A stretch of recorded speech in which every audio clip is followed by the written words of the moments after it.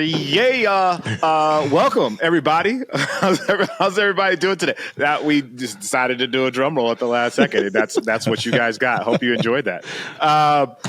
What up? Welcome to the Cards and Kicks podcast. I am Jacques. I don't know why I'm yelling. I guess I'm just really excited to do the podcast today. So I just got hyped all of a sudden after the drum roll. Felt like I was coming out on stage and I had to like turn it on. Welcome, Minnesota! It's turned into wrestling, like an intro to a wrestling match. Yeah. I love it. Apparently so. But welcome to the podcast. We got a great show for you guys today. Got a lot of good stuff happening in the sneaker and car world. Some follow-ups to last week's show. Some new stuff popped up. Some sports-related stuff. So there's a lot of things in there. But obviously, before we get too far into this, we've got to give you the intro. So let's do it. You want another drum roll? Here we go. No, I don't need that energy. Let's see what this is going to go. It's going to go cars, kicks, spell cars, C-A-R-S, cars, kicks, spell your kicks, K-I-C-K-S, yay! Can you guys tell my nephews were here? I was not aware that we were now doing a children's program. I was just going to say, I'm the one playing uncle duty this week, babysitting the nephews. And I hear that on every iPad in the house right now. Oh my gosh. Yeah, I knew exactly where that was going. We're just going after a new audience. We want to hook them young so that then they listen to us for the next, decade plus. Yeah. I see what you're doing with that. I see what you're doing with that. Yeah. If you're new here, tell any of your friends from 4 years old up to about 70 years old, this is the podcast for them, because that's how wide we're shooting now. Indeed. Oh, absolutely. Absolutely. Again, hello, everyone. Welcome to the show. I am Jacques Slade at Cousteau. You can find me all over the internet. And as you can tell, I'm like the idiot here on the show. I talk about sneakers, a little bit about cars, but I'm learning a lot more. But that's only because of these two individuals who really hold this show down. Without them, it would just be me singing random intro songs, and you don't want that at all. So, Nick, go ahead, introduce yourself and let them know. My name is Nick Ingval. I am the kind of best of both of these worlds, so to speak, because I'm always in the car stuff and always into the sneaker stuff. And really, I just try to keep the connection between these two, keep them in the rails as much as possible. But I'll let Erik introduce himself on the car side of things. Yeah, Nick really is the best of all that, because Jacques and I we I don't know what this show would be if we didn't have somebody to wrangle us. Basically, that's what you are, is our wrangler, Nick. With also the same amount of knowledge as both of us combined. So no, I'm Erik Valdez. I'm definitely the car guy here who likes sneakers. It's kind of the opposite to Jacques there. But we've been doing this a while. I know some of y'all listen to us on the regular. Shouts out. We were just talking about Peter Cheney before the show. Shouts out to Peter. We had him as one of our first guests. He was our first guest, right? No, second guest. Second guest. Zach was our first. Oh yeah, after Sneaker Legal. Yeah. But he let us know so graciously that Nick's mic was a little low in last episode. So we need that feedback. So thank you, Peter. Thank you to all you who do chime in on the regular and let us know you're listening. We really appreciate it. But as Jacques said, we do have a new app for you today. Lots of cool new stuff happening. You figure it's the end of the year and things are starting to wind down a bit, but there's still a lot of news being released. And I don't know what that means. It's just the news cycle doesn't stop nowadays, which is it's kind of cool. Also, it just doesn't ever give us a break from anything. So I don't know if it's a good or bad thing, but either way, a lot of fun stuff coming to you today. Jacques, what do you got on the sneaker side of things? I know there's been some interesting things that popped up here. I'm gonna keep it. Yeah, I'm gonna keep it LA because that's the energy we like around here, except for Nick. So there's been a preview of the Kobe 6 Protro in the Dodger colorway, and it looks absolutely fantastic. It's blue with white, has red number 8 on the heel. Just looks really good. I'm actually kind of excited with what Nike is doing with the Kobe line right now and really expanding the palette of Kobe and the Kobe brand. I've talked about it over on Hard Pass, but I think this is the start of the Kobe brand, as in like the Jordan brand. I don't think it's going to have a Jordan brand kind of full rollout like separate, but I think Kobe is going to occupy a space within the Nike basketball world. Now, Nick can probably tell me I'm crazy, and that's my LA talking, but I just kind of feel like that's where things are headed. I think it would be great if they did that. I mean, I think that Kobe and I have a very love-hate relationship. It's one-sided. I never got to meet him, unfortunately, but like as a Kings fan, I can't really like him without hating him, you know? So, True. But I think what's beautiful about what Nike is doing with the Kobe line is that they're letting it run. Like we went through this moment of like everything selling out. We went through the drama with Vanessa and like it coming back around, and that excitement of it coming back around kind of pushed up the prices, put all the resellers on, lock, and basically said, okay, well, all the Kobe's are going to be reselling. Now I think we're getting to the point where the Dodger colorway is a great colorway. I think I forget the orange colorway that's coming out a little bit later too. Like they're starting to get into like, okay, these are shoes you can make even more of. There's a bigger audience. There's a bigger fan base for them. And that to me is like exactly what you're saying. I think they're setting it up to where, I don't think it's like Jordan level, like you said. I would think of this as like, almost like old East Bay catalogs. It's like the Team Bank colorways. It's like, let's just go. People love Kobe, but they also love Kobe's because of the performance, right? Like people still love playing in those shoes, and especially in the Protros now with a little bit of an upgrade on them. So I think they start to move into that. I think you start seeing more even of the apparel, the kind of collections will start to roll out over the next year or two. I think it'll be really interesting, and I hope that it continues on. I hope that it sells well, because I think that's like a pillar of Nike basketball's kind of world that they haven't really been able to lean on that as much. And I think that ultimately hurts the rest of Nike basketball to not have that. Okay, we know we've got Kobe's line figured out. We've got the relationship with Vanessa figured out, and here, let's run now. And I think that's been missing. Run now. So because they even have did the for NFL fans out there. You may have saw that they did the Kobe Grinch cleats, which was really exciting. They've had baseball versions of some Kobe's, and now they're reaching into the NFL. And I think the natural progression is that we get a soccer boot that's inspired by a Kobe, especially considering that, the low top Kobe's were brought in because Kobe liked soccer shoes. Yeah. Yep. So it'd be great. Erik, is there a parallel in like the car world of like a certain brand or athlete bridging off into other aspects of the automotive world? So is there like maybe a driver that did F1, but he's loved in the Indy circuit or the other circuits? There are a handful, especially in the F1 world, there are a handful of F1 drivers that are absolutely loved in the football, soccer space, the European version of football.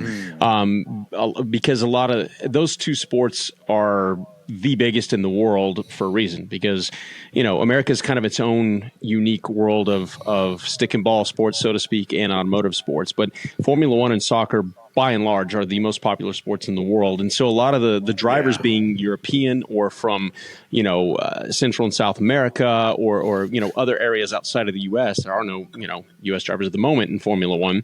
A lot of them grew up playing soccer as well. So like you'll see clips of like Charles Leclerc and Carlos Sainz warming up before a race, playing footy, just keepy uppy with the soccer ball and everything.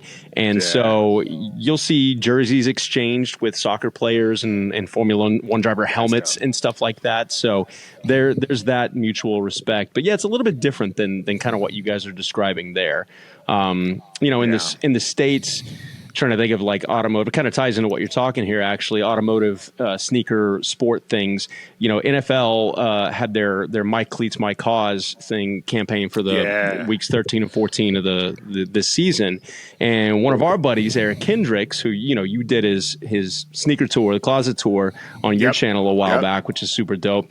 I had dinner with him and a couple other people involved in the charity that he is representing or was representing last week. And first of all, Eric is as legit a car guy as they come. Like, he is, you know, he's a big dude, linebacker, all pro linebacker in the NFL, but somehow fits himself into, he's got an R34 Skyline, he's got a first gen Dodge Viper, he's got a notchback Mustang, he's got a Cadillac CTS 5V Blackwing or CT5V Blackwing, he's got, I mean, it's eclectic, a GT3 RS. I mean, he's as legit as it comes. And so he wore a custom pair of cleats last week's I guess Monday Night Football, so it would have been a week ago, against the Bengals. And if you look at the design on them, it was super cool. So the company, or the charity he partnered with is called Accelerate, and it's a super dope cause. Basically, they work with kids, most of them high school age, et cetera, and try to keep them off the streets, you know, both literally and figuratively in the world of motorsports and cars. They don't want them drag racing illegally. They don't want them out, you know, skipping school and stuff. And so it kind of ties both things in, and they work with like automotive education. So teaching mechanics, engineering, and what you can actually do beyond high school and college with that world of automotive. You know, kids that want to go out and become entrepreneurs and launch their own companies, et cetera. It's a really cool organization. And Erik partnered with them. They're SoCal based, which is where he's from. And they designed this sneaker that is very heavily influenced design wise by the R34 Skyline GTR in the very first Fast and the Furious. It's like this silver Adidas, you know, football cleat with like the blue hash marks along the side that if you put it side by side with that R34 Skyline, it's almost looking like the car and the sneaker, you know, right next to each other. It's super dope. And so I thought that was a cool kind of tie into all the worlds that we love, you know, with sports and you can, dope. I'm sure Nick will post some pictures of that up here, but we'll also post them out on the Instagram page and everything. But that was a nice tie-in with athletes and automotive and everything, and also doing something good for people. Yeah, love to see that. I did one with Dak Prescott. His was about cancer. It's terrible, but I can't think of the agency now. But he paired with an agency, and he linked with Jay Dancliff's to do the design, and he basically made it all white. But they did all of the artwork in blacklight. So you can only see the design in blacklight, and the intention was about cancer screenings. A lot of people use the excuse, I didn't see any symptoms, so I didn't get a screening, instead of getting their cancer screening. And so they kind of flipped it on his head, like you can't see the design unless you get screened, and so like you can't really find out if you have cancer unless you get screened for cancer. And I think the stat is like 1 in 3 adults skip a cancer screening or are behind on their cancer screening, and 70% have missed their last appointment. Jeez. Which is crazy. Yeah, it's crazy. Yeah. So it was dope. But no, I'm glad that like they're bringing that to attention, and they're using sneakers as an avenue to tell those stories. So shout out to the NFL for allowing that to happen. We know how strict they are. Yes, indeed. That is super dope. All right, before we go, because you brought up LA, I am in LA. And I need to ask a question because I don't know if this is no less. I do.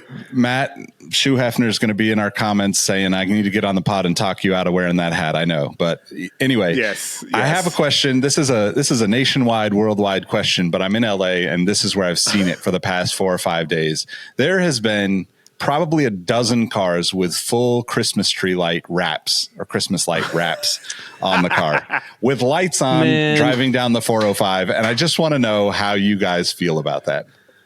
Look at him trying to bash LA by making it sound like that's an LA thing. Like they're not driving cars like LA. That every day.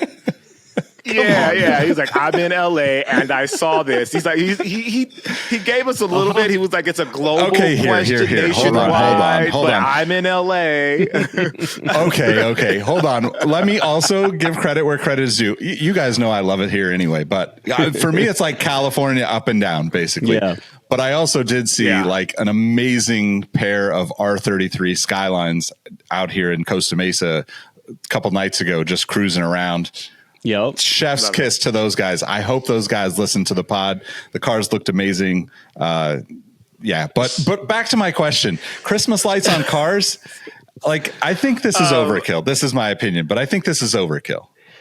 First of all, I'm just upset that you're being such a Scrooge and trying to kill someone's Christmas Right? spirit. These people the hate, are Nick? fully engrossed in, the spirit of the holidays is upon them, and not just their homes. They want the world to know. They want the traffic on the 405 to know that it is holiday season and that you need to get into the mood.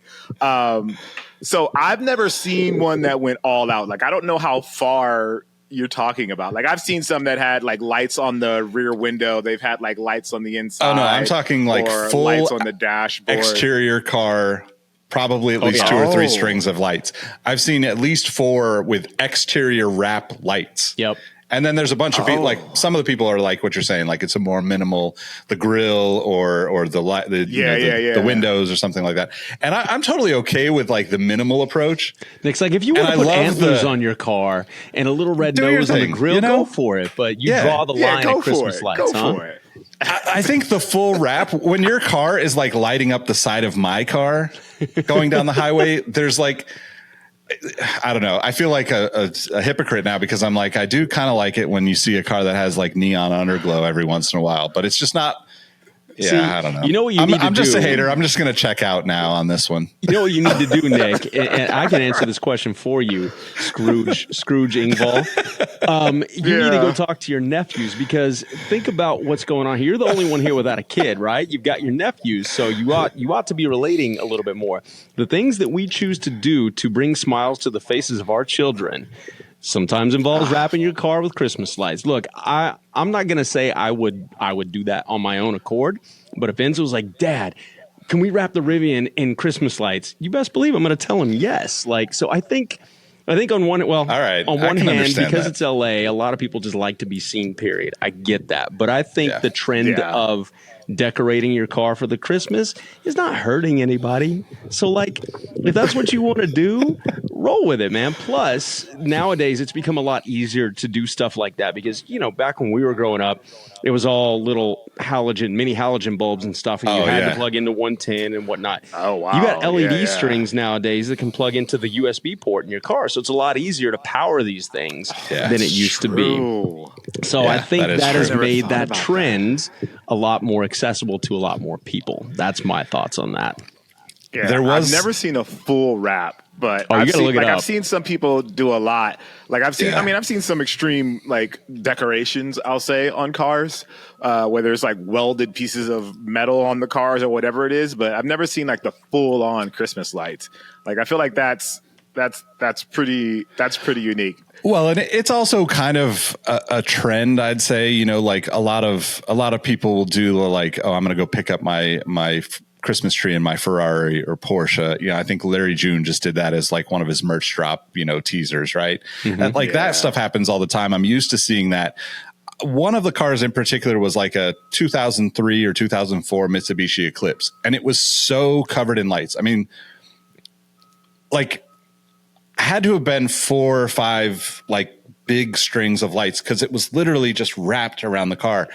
And like thing. I was driving next to it, like originally he pulled past me on the left. And basically like I saw it and I was like, that is wild how bright that car is.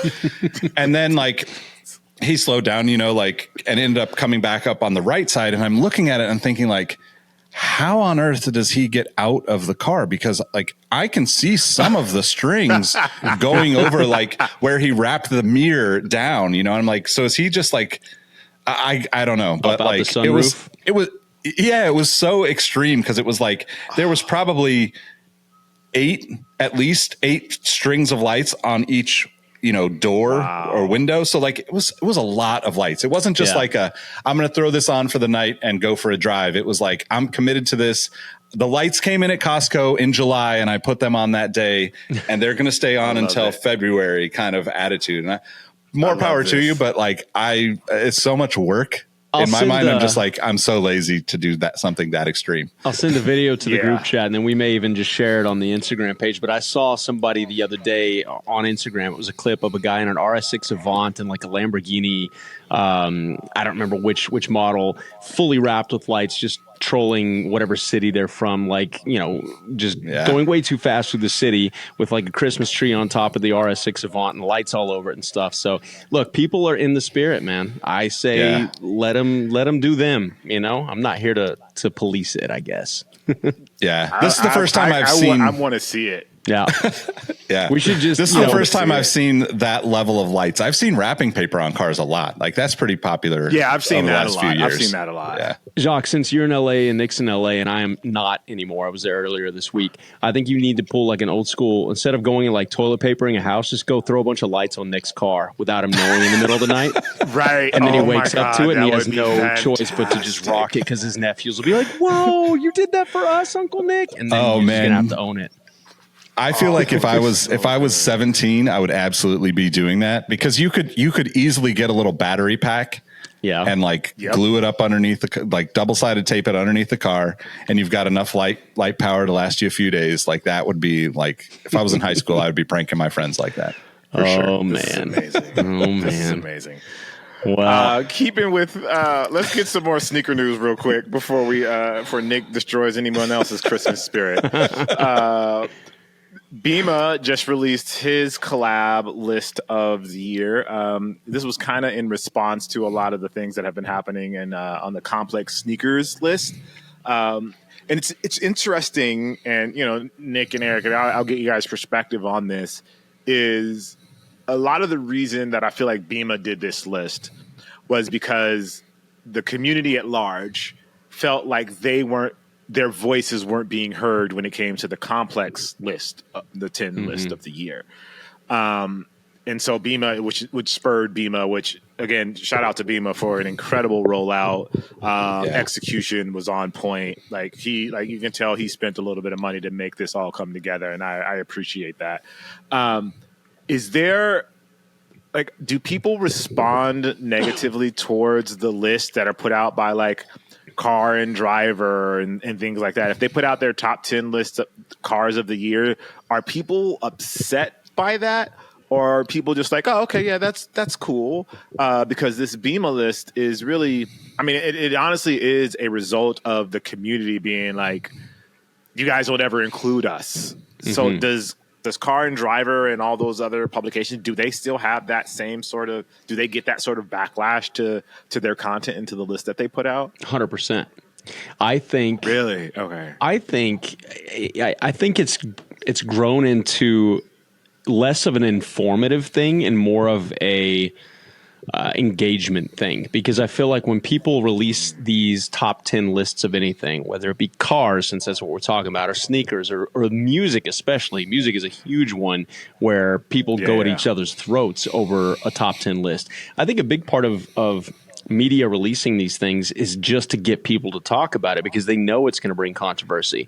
I'd say 20, maybe 30% of people reading these top 10 lists when it comes to cars are like, oh, well, it's a good thing they released this because I was going to be researching this because I'm buying my new car next year. And the rest of it is just people hating on each other. Like, no, there's no way that's number one. Wouldn't even make my top 10 list. And somebody else chiming in saying, are you crazy? Like, that's the best vehicle to come out in the last decade. And so I think that's more or less what it is nowadays. Is it brings engagement, and that's, at the end of the day, that's the name of the game with everything, right? It's another form of content that gets people talking about, say, Car and Driver's top 10 list or whatever. And so, yeah, I think that just happens across the board. And I don't know, it's entertaining at the very least. And there is some information to be had about it, especially in the car space. They do go in depth on why they chose these vehicles to be on that list. And, you know, it is informative for those looking to make an educated decision on their next vehicle purchase. You've got all the stats there. If you're comparing, you know, the top 10 trucks or the top 10 sedans or whatever, you don't have to cross shop on your own. You can kind of look at this list and say, okay, opinions aside, here's the facts. The 0 to 60 times are here. The fuel economy is here. The crash test ratings are here. I can just look at all this and then click buy for all practical purposes, and I think that's helpful. Yeah, I think the intention behind those lists are yes, there's a little bit of should be a trigger warning, a little bit of clickbait, a little bit of that. Right. But this is also like how we debate things. We would debate things on this show, right? Like we would all have a slightly different opinion on hopefully a lot of things. Yeah. And as somebody who's, like I was a part of putting together at least 2 or 3 of those lists for Complex before they did, before there was a Complex Con and it was an in-person thing, we debated and we debate hard. Like I think Jacques, you might have even been a part of 1 or 2 of those throughout the years. And, there's a lot of nuance to the way you can approach those lists. It's something that everybody's thinking about too. And it's the perfect time of year for that stuff because everybody's thinking about, okay, what was successful? Like if I'm working on the marketing side of a business, I'm thinking what worked this year? What are we going to try again next year? If I'm a content creator, a editorial, like a complex media, back when I was there, it's like, we need to like line these things up to like give us a little break to have a break at the end of the year. But like, also we want to make sure that we're still pushing things that people engage with.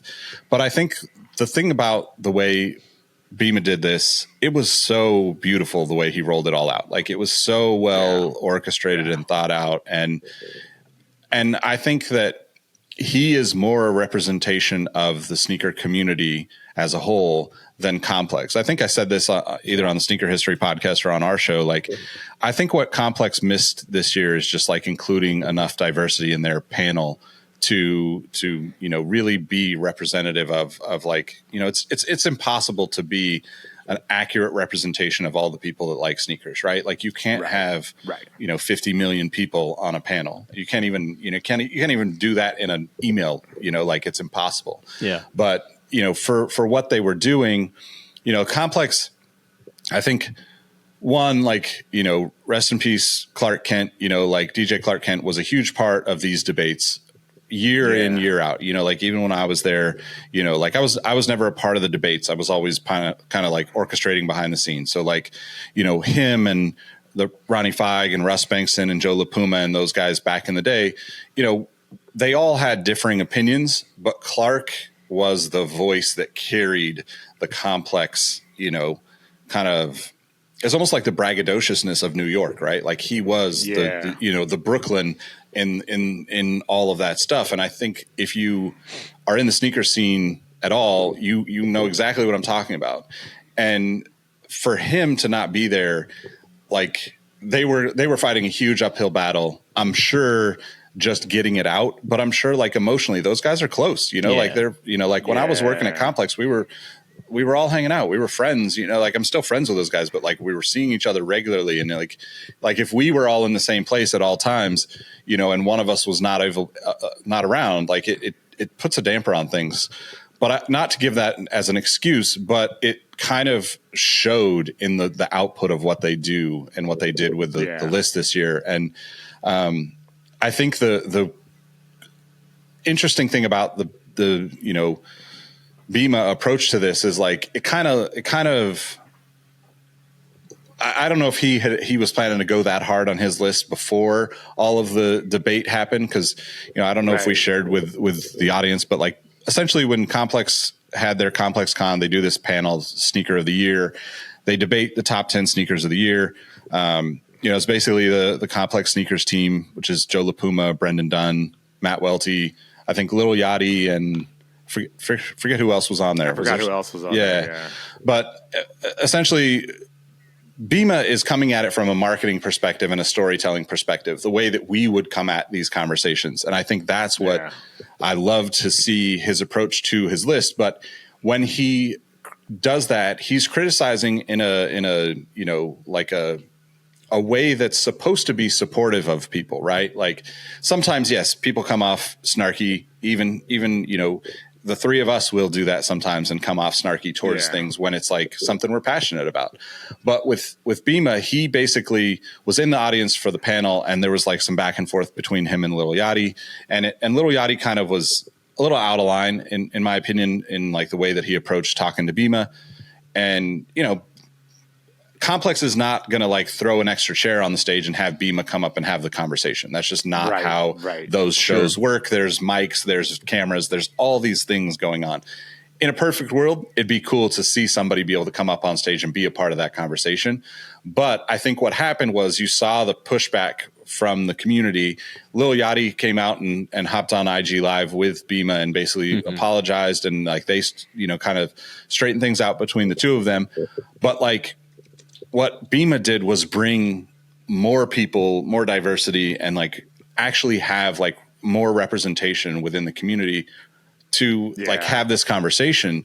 And I think that's the part that like, as a, at Complex, I was always trying to do that. I try to do that as much as I can with my platforms, but it really is something that I think this is much bigger than sneakers. I think this needs to be something that happens all across the board. To your questions about the motor trend lists and those big, outlets, Erik brought a great point, we'll probably get into it, but Hearst just acquired Motor Trend. So like now the biggest magazines in the car world are all owned by the same company. So if that is all controlled by one narrative, then we don't get to actually hear perspectives, or even beyond that, we're potentially, putting ourselves in a situation where an entire list can be bought by, whoever wants to throw money towards that publication.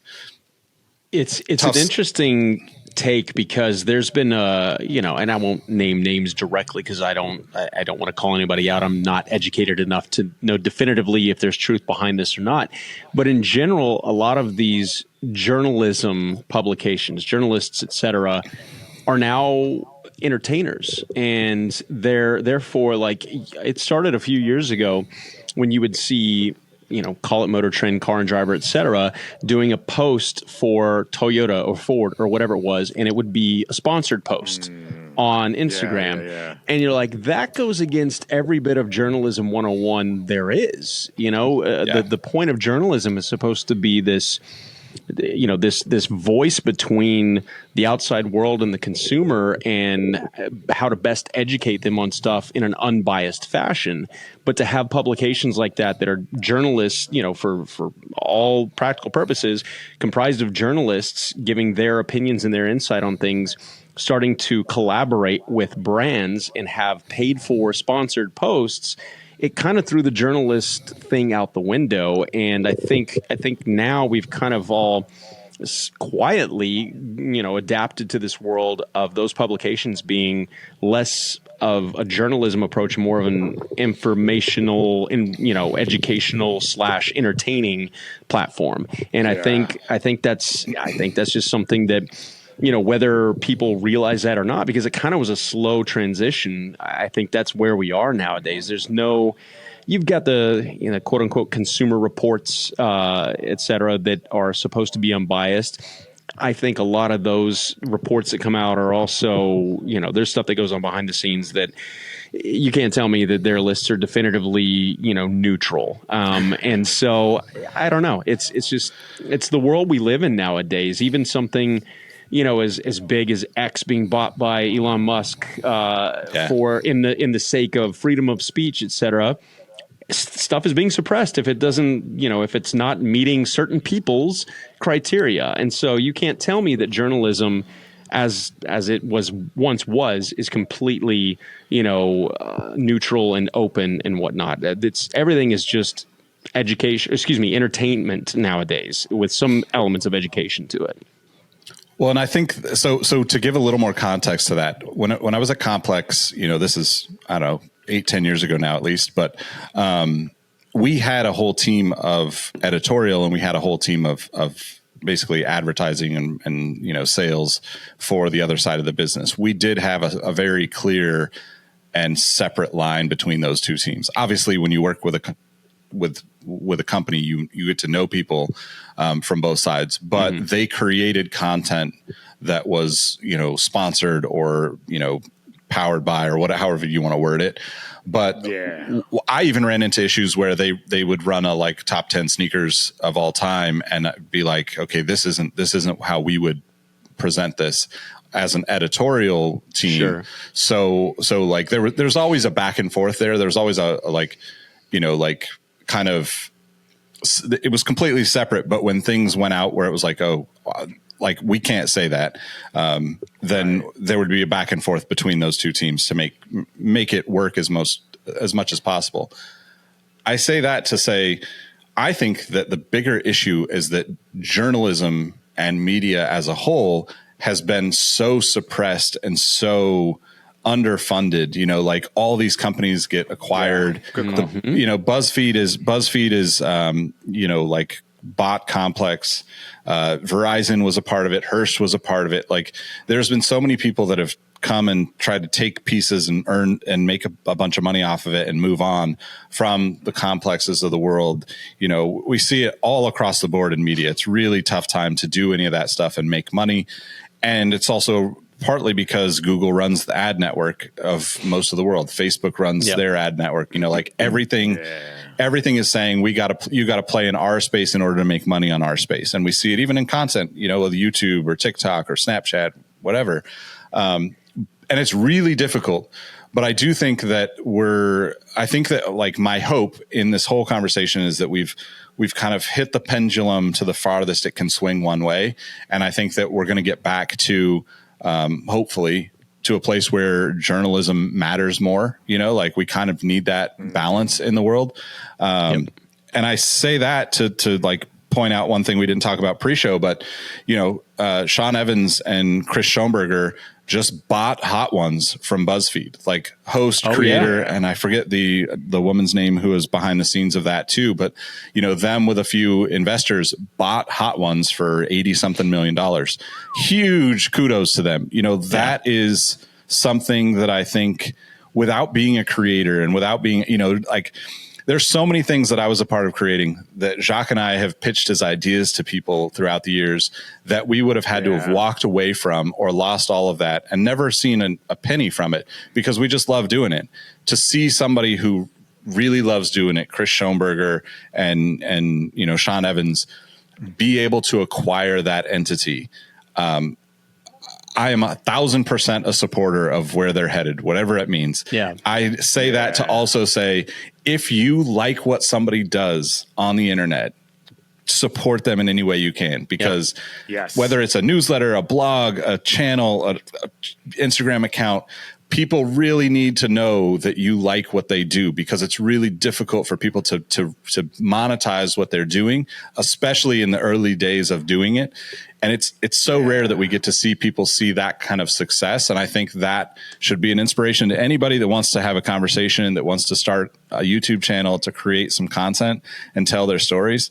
Like that is like the pinnacle of like, we made this amazingly successful, billions of people have watched our stuff, and we got to buy it back because the big businesses couldn't figure out how to make the money work. And now they're going to do it. And it's going to be something that's going to be really powerful for the next, you know, foreseeable future in the content space, in my opinion.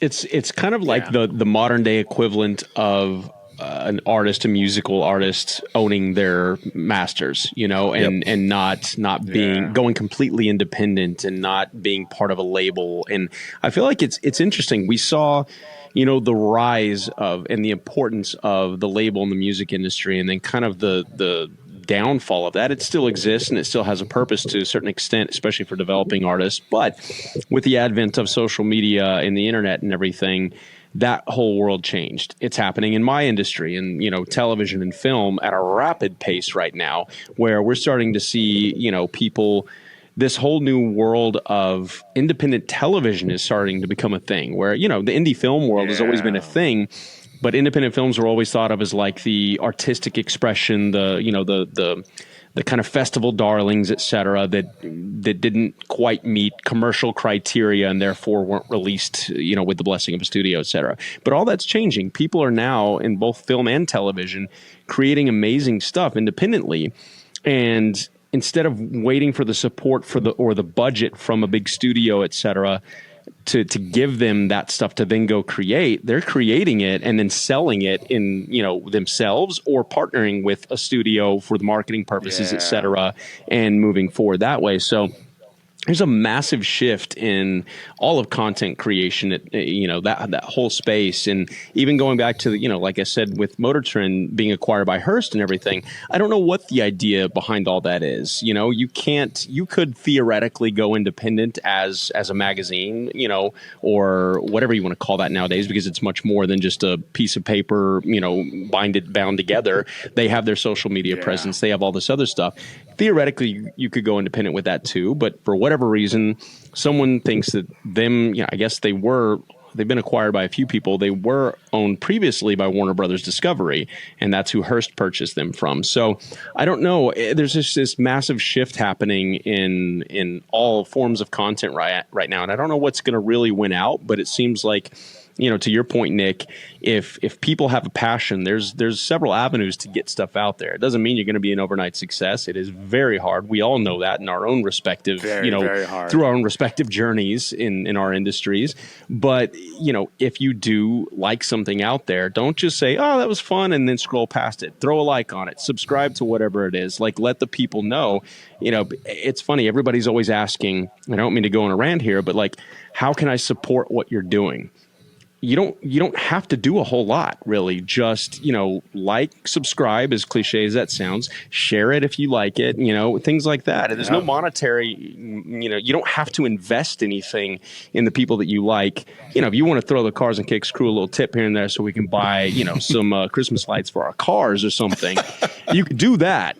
But no, just sharing it is all that a lot of creators need, because once that momentum kicks in, then suddenly people grow, and then they're able to monetize things, et cetera, and create livelihoods for themselves outside of just creating for passion. You know what I mean? So that's a whole other, we could do episodes on that topic right there. Yeah, for sure. A full episode. Yep.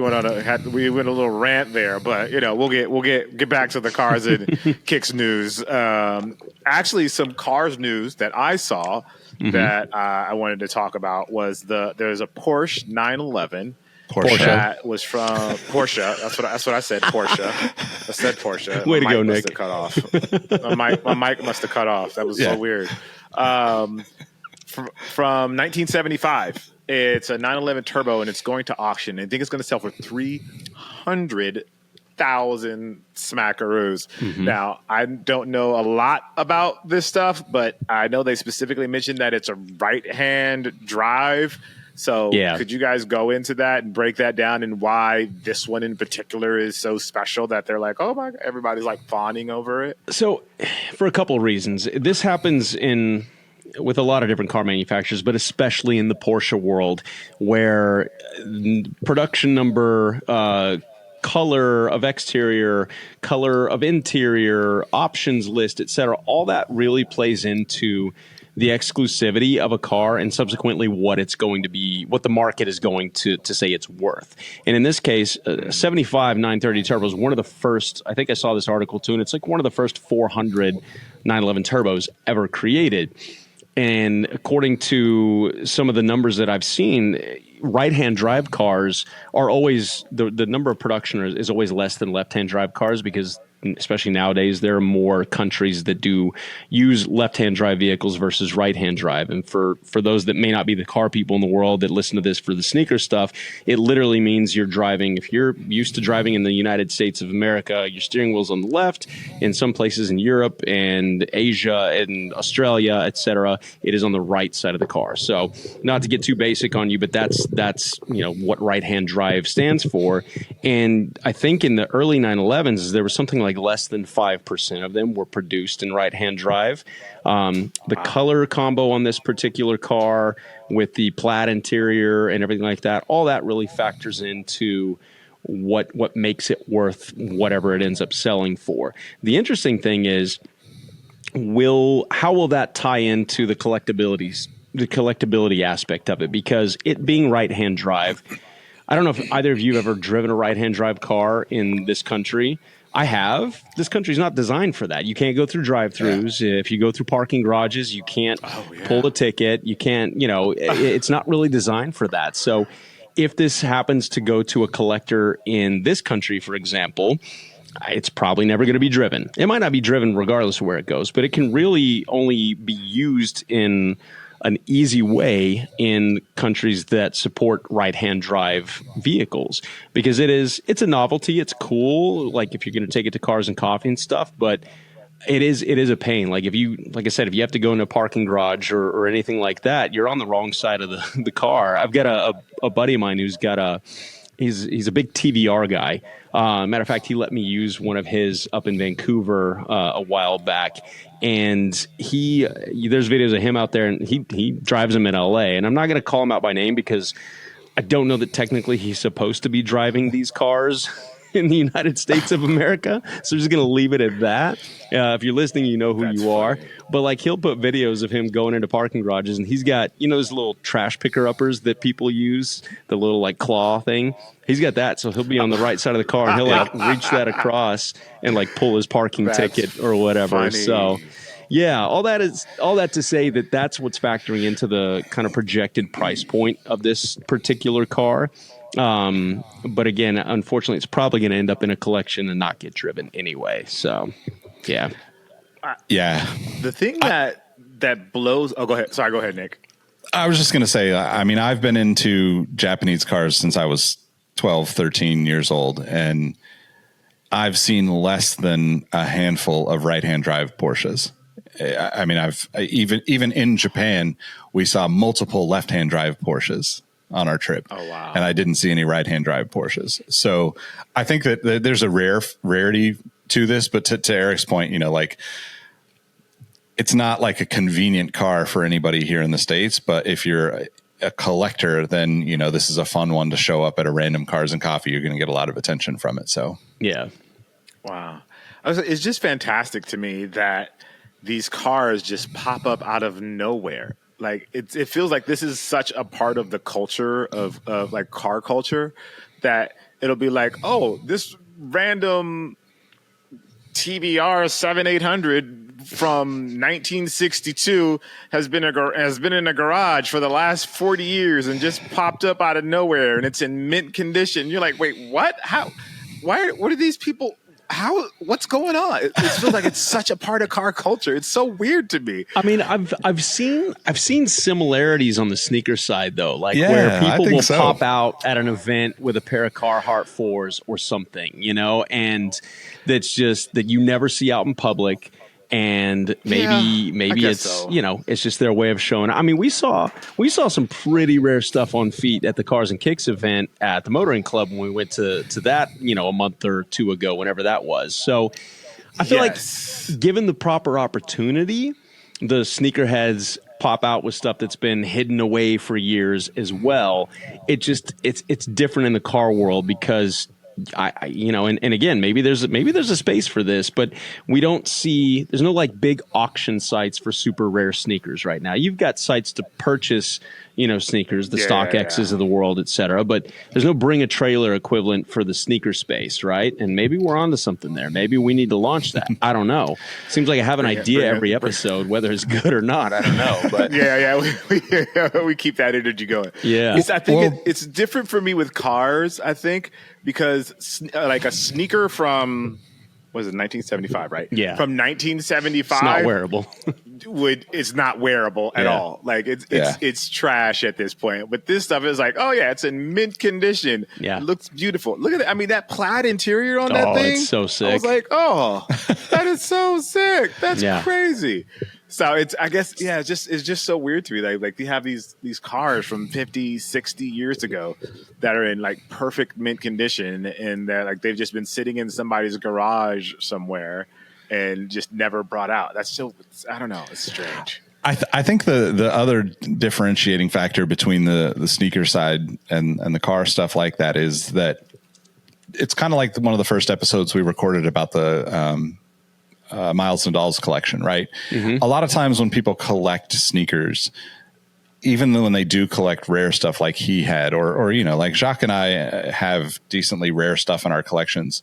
If we're going to sell those shoes, we'd probably sell them as a collection of sneakers versus just a one-off thing. And it's really rare to, like I will wear a rare pair once in a while, but to me, like to be able to have that shoe and be able to continue to tell that story or tell that story to the next generation or people that just didn't hear it, whenever I, was enthralled by it and purchased that pair, that to me is a missing piece in sneakers as a whole. I think we're seeing a little bit of that bubble up with like, the Wu-Tang Dunks coming back out where you had this like polarizing response to it. It's like, for me, that's a really dope shoe. It was limited to 36 pairs for, 36 chambers originally.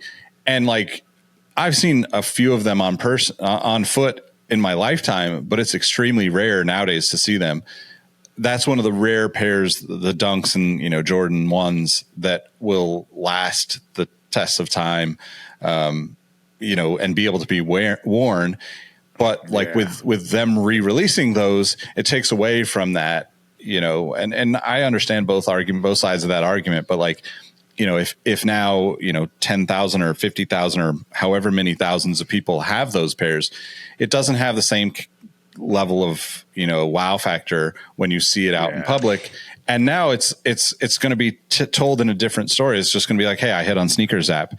But before, everybody that saw that was going to, like, if you wore that down Sunset Strip, you would have people coming across the street to be like, how did you get that pair of shoes? Because it was so rare to be able to get them. Let me ask you this though. I'm going to throw a like Jacques-esque question in the sneaker space, because I know everything about sneakers, just like Jacques knows everything about cars. I know, but I'm asking this question on behalf of, the masses that might not know, you know what I'm saying? So does it dilute that original sneaker or not? Because, for example, yes, there are a whole bunch more of them out there, but there's still only 36 original versions of that. It's a lot like, to me, the original Shelby Cobra. There are very few of those you ever see driving on the street. There's a guy in Burbank that has like 3 or 4 of them. And if you go to Bob's Big Boy on a Friday night, at any given time, he's got one of them out there. And there's one in particular that is like the original gold paint, but it's all beat up because it was raced and everything.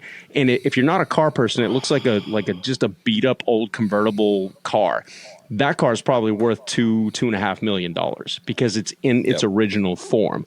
However, you may see 2 or 3 other Cobras there the same night that are kit cars. So it's a little bit different here because it's not even re-released. There were some re-releases by Shelby American, the CSXs, et cetera, that came out. But to me, car person, if I see one of the originals, it doesn't mean any less to me just because there's a whole bunch of replicas or reproductions floating around out there. So how, is that similar in the sneaker space, or is it a little different?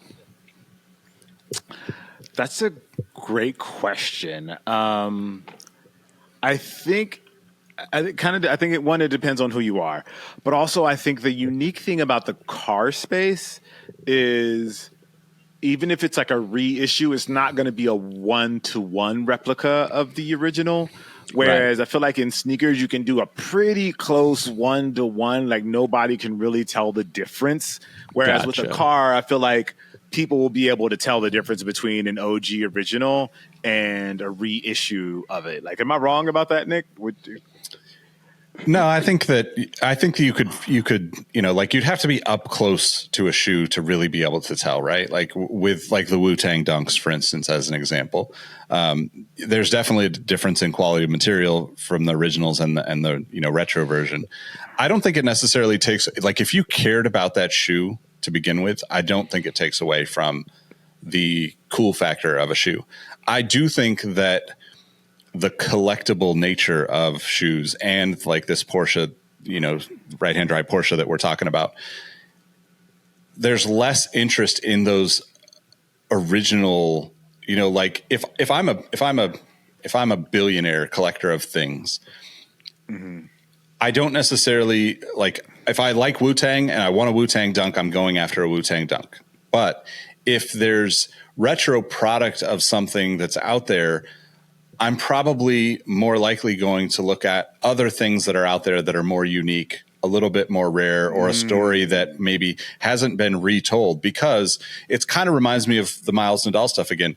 the moon shoes that he had, right? Those are from the 70s. You know, they survived. You're not going to wear them, but at some point, you know, those shoes were worth, I don't know, hundreds of thousands, $1 million+ dollars, you know, at the peak of, you know, kind of sneaker buying in 2020, 2021. But like now, you know, like the number of people, I think that the value inherently drops because the number of people that care enough to say that's a retro and that's an original and I want the original goes down. Like it's accessible. People that are just out there to get something because it's rare, you know, or because they, you know, like if you see it on the street all the time, if you see it in the mall all the time on people's feet, people aren't going to necessarily want to show up with that. Right. Like for me, like, I think if I think of like going to like an event, right, for cars or for sneakers rather, I almost always wore Chucks to everything. It's my favorite shoe. It's super low key. I don't need the attention. Like I really don't collect shoes to go get attention at a sneaker con necessarily. Occasionally I'll wear something rare. Like when I went up to Portland on the trip that I talked about on the show a while back, you know, I brought some stuff that I hadn't pulled out in a long time because I knew that people there would be like, oh, that's that, you know? But I think we're that like, the passion from that has to be removed from the dollar value, in my opinion. And I think that's where, you know, if a car is rare and you care about the rarity, like Eric's example, I've seen some of those Cobras.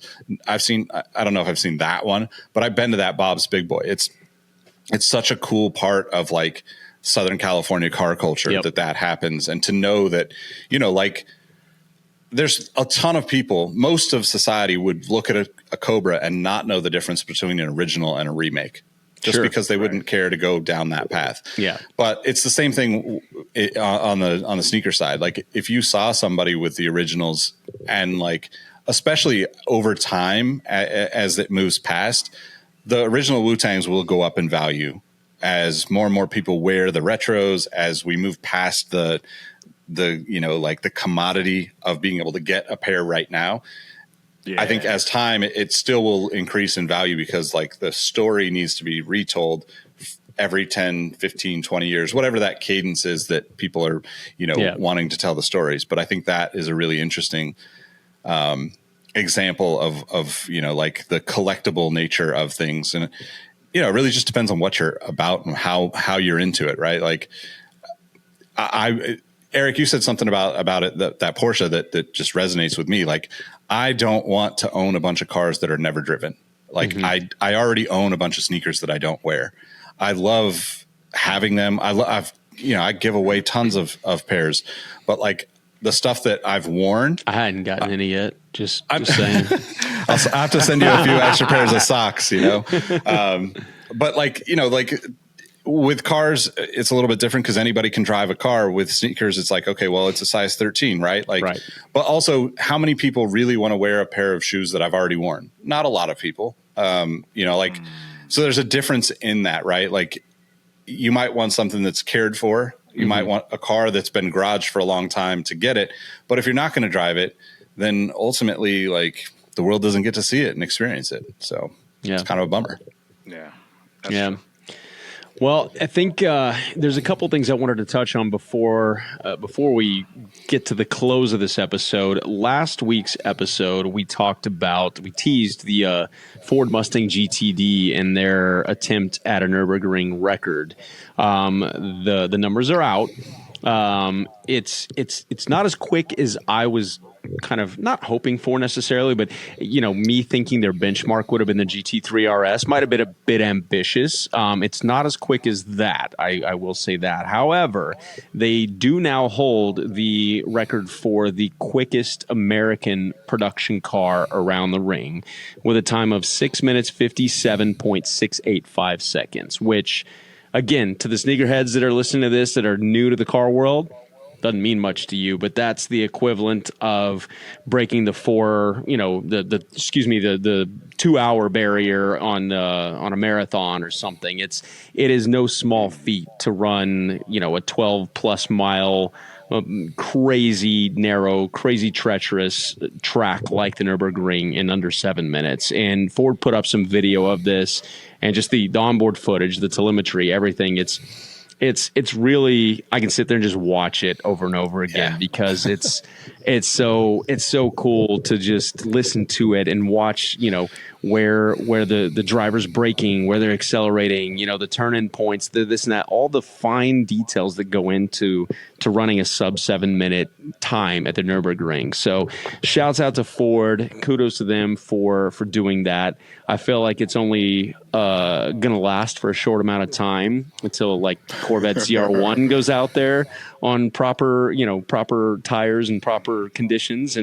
But that's kind of the fun of this, is we see this kind of back and forth, of nobody really holds the record at the ring for a long period of time. That's kind of like what motivates everybody else to do even better, which I love that aspect of it. It's not something that, a record that stands for years and years on end by design. It's kind of meant for people to continue to push the envelope. And so I think that's, aside from just creating a cool car that goes quick, it's good for competition because it makes somebody else out there be like, oh, okay, so Ford did that. Okay, then this is our benchmark now, right? So it's pretty awesome, man. Shouts out to them for that accomplishment. I wonder how many companies go out there and be like, well, not this year. We ain't got it. It happens. Delete that press release. Delete that press release right now. Yeah, this is where it's all orchestrated heavily behind the scenes, right? Like Ford wouldn't have teased this a week ago if the data and everything else didn't already tell them that they had a really solid shot of doing it. Because can you imagine having to backtrack on something like that if it just flopped? But it's cool nonetheless, just to kind of have that build up and then be able to see it all come to fruition. So that was a cool moment.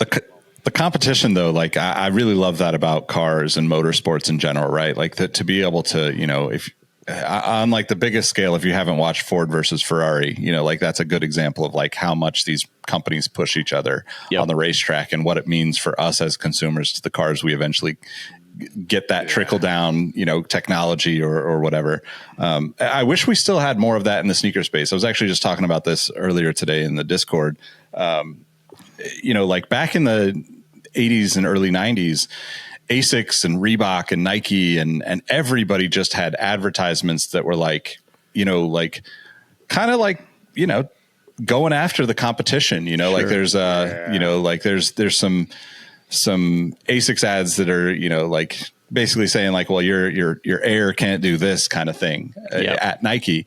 And ultimately, I think that all, it's like the Reebok pump up and air out campaigns. And I think that competition is just so good for everyone, like people push themselves to do better on the design, on the technology, on the, like, it's kind of like when a car comes out or a sneaker comes out and it's like, wow, the price point is what?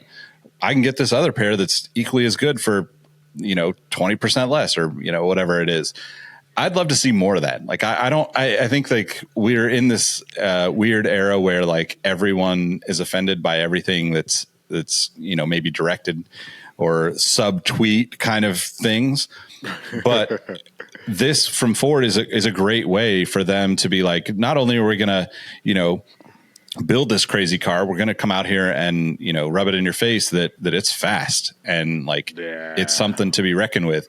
And now hopefully, like, I hope we see 5 other companies in the next, 6 months going out there and be like, we can get this, because that ultimately helps all of us as consumers to, and just as, watchers of all of these fun things too. So, yeah. There was a few years ago, there was a little kind of went, I guess, viral, for lack of a better term. I don't even remember where it was, but there was a couple local dealers in, I think it's the Midwest somewhere, a Ford and a Chevy dealer. And they were going back and forth on these billboard wars for a little while where, like, I think one of the Ford dealerships posted something like, behind every Ford is a Chevy or something. And then the Chevy guys on the other side of the freeway posted, well, because you won't move out of the fast lane. And it was like, they're promoting their individual products, but in a very like lighthearted, humorous way. And it'd be fun to see more of that. It's I don't know. It's everybody takes themselves too seriously nowadays. And it would just be nice to have some of that like fun banter back and forth, Absolutely. Yeah. Well, I know we're running a bit long, which we tend to do. Kind of going out on the Ford tip. I just want to touch on two other things. One that just came out yesterday or today, I can't even remember. But this we'll talk more about this on the next episode, I'm sure, because more info will come out. But there is a new Ford Escort that is going to be released, and we're not talking about the Escort that we drove here in the States. We're talking about the Mark I Escort that was originally released, I think, late 60s, early 70s is when it was produced in Europe. And the interesting thing about this car is it's kind of instead of calling it a resto mod, they're calling it like a continue mod or something. And, we've harped on Singer for taking Porsche and talked about their troubles with lawsuits for, reimagining Porsches. And we talked recently about vintage Broncos and their troubles with Ford, et cetera. Well, this company, it's called Borham, I believe, if I'm pronouncing that right, out of the UK. They have launched this kind of retro modern take on this car with the blessing of Ford. They actually licensed this. So, and the approach to this is, instead of taking donor cars like Singer did with Porsches, et cetera, they basically license the rights to all the tooling and everything. So they're doing like a blueprinted one-for-one version of an old Mark I Ford Escort, but modernizing it and making it, the renderings and everything and the video they released look amazing. Again, we'll get more information on this soon, but the kind of quick and dirty is they're only going to make, I think, 150 of them. They're going to start at like $375,000. So unfortunately, I don't think any of us are going to be getting one for the podcast purposes just yet. But yeah, the stats look pretty awesome. Again, it's kind of Nick's favorite thing of extreme lightweight with, decent horsepower. So we'll talk probably on the next episode a bit more about that, but that was super cool. Definitely want to dig into that. Yeah. And then lastly, I just kind of want to give a shout out to my buddy, Matt D'Andrea. I had a trip out to LA this last week to kind of finally formally say goodbye to all my castmates and some of our crew and riders, et cetera. For those that don't know, the show that I've been on for the past 4 years, Superman and Lois, shout out to the stunt department for this hat. We had our series finale air a couple weeks ago. It was 4 incredible years of my life working with some extremely talented people. And we had our kind of final hurrah wrap party screening of the final 2 episodes in LA this last week. So that was an amazing moment. But the car aspect of that is I just literally threw out a post on my Instagram like, hey, I'm going to be in LA for a couple days. Who's got something cool for me to drive? And my buddy Matt D'Andrea, who's been in the car space, podcast space for years. He's hosted a handful of automotive podcasts, et cetera. He had just sitting in his garage, he had a SEMA build from a couple years ago. A Mustang Mach 1 that is just ridiculous. I mean, he worked with Anderson's Composites to do all sorts of carbon fiber hood and, diffusers and rear wing and front splitter, et cetera. HRE wheels, did a dope set of wheels. I mean, it's got 305s on the front and 315s in the rear, just like, I know, Jacques, you know exactly what that means. Just like it's my eyes haven't glossed over at all. No. For the sneakerheads, that's like putting Shaq's size 23 or whatever it is on all 4 corners of the car. It's just a lot of tire, which helps with grip and performance, etc. Helion did a twin turbo kit on it. It's like something like 630 horsepower to the rear wheels. It was obnoxiously awesome. Made all the right noises.